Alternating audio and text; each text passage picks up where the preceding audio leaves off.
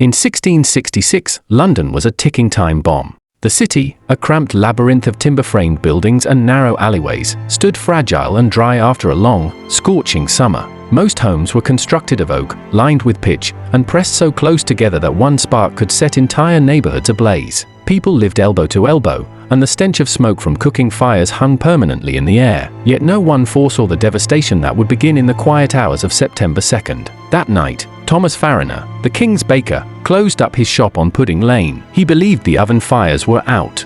But in the darkness, one glowing ember nestled in dry wood began a chain reaction that would soon reduce the heart of the city to ash. Around 1 a.m., flames burst from the bakery windows. The fire leapt to adjoining houses, devouring wood like paper. A stiff easterly wind turned the fire into a ravenous beast. Embers flew like arrows across rooftops, igniting homes faster than anyone could react. Londoners woke to crackling flames and choking smoke. Families fled barefoot into the night, clutching children and possessions. Panic set in quickly, but the Lord Mayor, Thomas Bloodworth, dismissed the urgency. A woman might piss it out, he reportedly said when shown the spreading flames. By the time he realized the fire was uncontrollable, it was too late. The city had become an inferno. As dawn broke, the scale of destruction was horrifying. The fire spread west, reaching the Thames, where warehouses filled with oil, tar, and spirits exploded in fiery blasts. Flames soared into the sky like burning towers. People screamed, buildings collapsed, and entire streets vanished. The fire moved faster than any response could contain it. London's firefighting methods were primitive.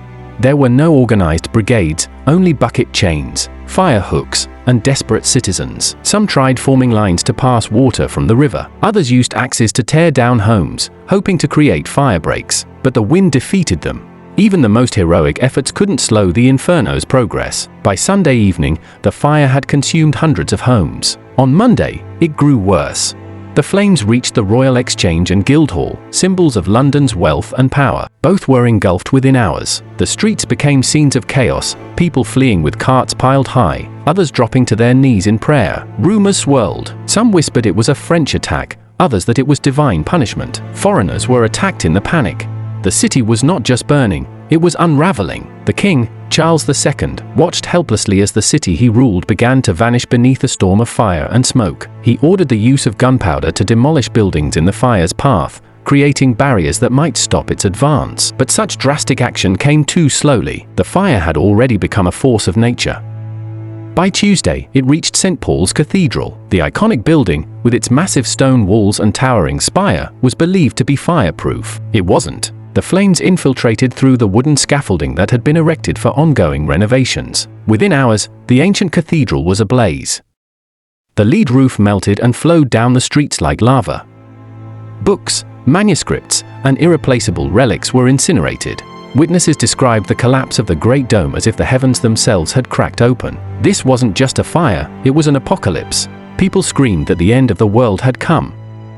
The fire raged into Wednesday. The destruction was staggering. Over 13,000 homes, 87 churches, and countless businesses were gone. Yet miraculously, only a handful of confirmed deaths were recorded. Still, historians believe the true number was far higher. Charred remains hidden in cellars, victims lost in collapsed buildings, unrecognizable in the ash. Survivors fled to the outskirts of the city, camping in open fields and along the riverbank, dazed and grieving. Many had lost everything. Families were torn apart.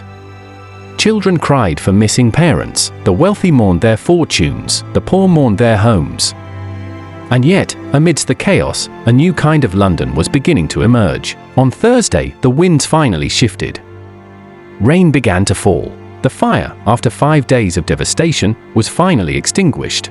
What remained was a blackened skeleton of the once great city. Streets were gone, landmarks destroyed. But through the smoke and ruin, a strange silence took hold, an eerie calm after the storm. The question now loomed, who was to blame? Accusations flew. A foreign watchmaker, a French servant, a Dutch sailor. Anyone with an accent was a suspect. Mob justice reigned. Innocent men were beaten or killed. Fear gripped the survivors, not just of the fire, but of each other. Eventually, the true cause was deemed accidental, an unattended oven, a baker's mistake. But the fear, the trauma, and the fury lingered. In the months that followed, King Charles ordered the city rebuilt, not just repaired, but reimagined. Architect Christopher Wren proposed grand boulevards, fireproof buildings, and a new vision for London. Though much of his plan was never fully realized, the foundations were laid for a modern city. New building codes banned timber construction. Fire brigades were eventually established. The catastrophe had become a catalyst for transformation, but the memory of those 5 days never truly faded. Generations would speak of the Great Fire as a turning point, a moment when London was nearly lost. And if not for the change in wind, if not for the rain, perhaps it would have been. In the wake of the fire, the city looked like a war zone. Charred beams stuck out from rubble like broken bones. Stone buildings were cracked and blackened. The skyline, once crowned with steeples and rooftops,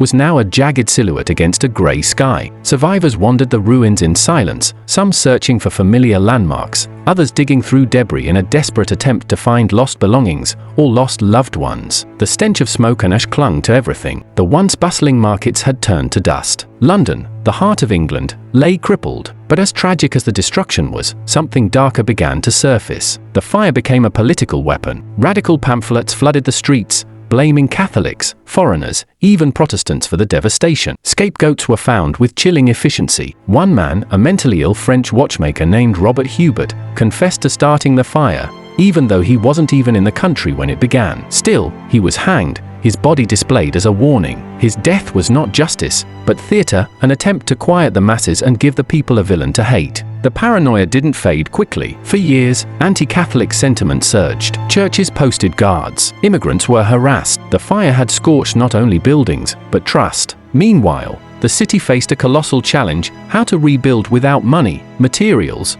or shelter for thousands. Many citizens slept in tents or crude huts for months. Some never returned, choosing instead to move to the countryside permanently. But for those who stayed, London became a blank slate. Christopher Wren, along with surveyors and architects, drew bold new maps. Wide streets, open squares, brick and stone buildings to replace the tinderbox homes of the past. St. Paul's Cathedral would rise again, this time even grander. And though the vision was ambitious, progress was slow. Debris had to be cleared. Property disputes erupted. Rebuilding was uneven, but little by little, the city rose from its ashes. By the end of the decade, parts of London gleamed with new stone facades and fireproof designs. Yet despite all the newness, the memory of the inferno still haunted the streets. Old residents would stand on corners and describe the fire as if it had happened yesterday. Here, they'd say, the flames were highest, and there, the sky burned red. Children grew up hearing stories of families escaping through rivers, of churches exploding into flame, of darkness at midday. The fire became legend, but beyond the tragedy, something extraordinary had occurred. London had been shattered, and yet it had survived. It had adapted.